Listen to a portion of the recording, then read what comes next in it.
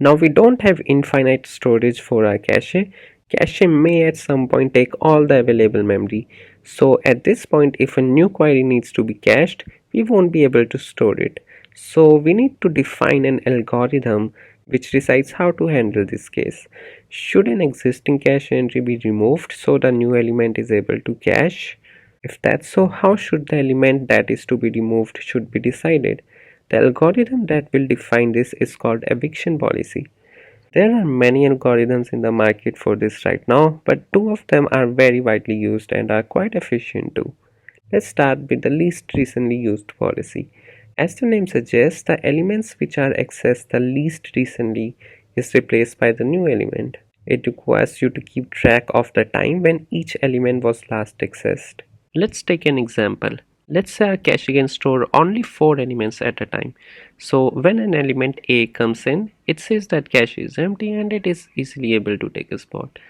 The value in the bracket denotes the timestamp. 0 means some timestamp 0, but if there is timestamp 1, that would mean since 1 is greater than 0, timestamp 1 would be ahead of timestamp 0. So now when element B comes in, it's also able to take a spot at timestamp 1, and this keeps going until the first 4 elements are cached.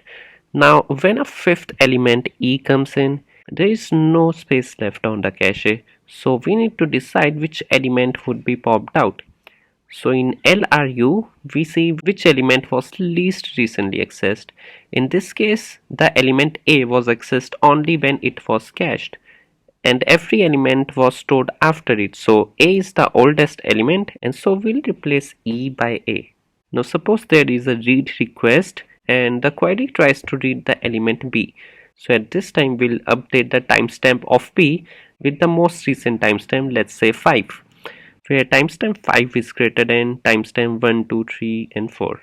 So now when another element F comes in, it sees that the cache is full.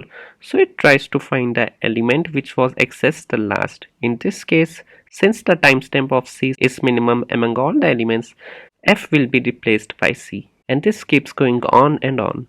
Now in least frequently used cache eviction policy, the element which was accessed the least number of times gets replaced first. The policy is based on number of times an element was accessed rather than when was it accessed. Timestamp does not play any role in this case. So once again, let's say we have only 4 elements we can cache at a time. So when a new element comes in, we initialize its frequency by 0. So the first 4 elements come in and they are able to fit in the cache, and we say the count of their access was 0. Now suppose at this time there are 2 read queries for element A, so we'll update the count of element A by 2. There is one read query of element C, so we have updated the count of C by 1. Let's say there were 3 read queries of element D, so we have updated the count of T by 3. Now suppose that a new element E comes in at this point. So which element would it be replaced by? Since B was accessed the least number of times, E will be replaced by B and its count will be initialized to 0. Once again, suppose at this point there are 2 read requests of E itself. So we have updated the E's count by 2 and rest are same.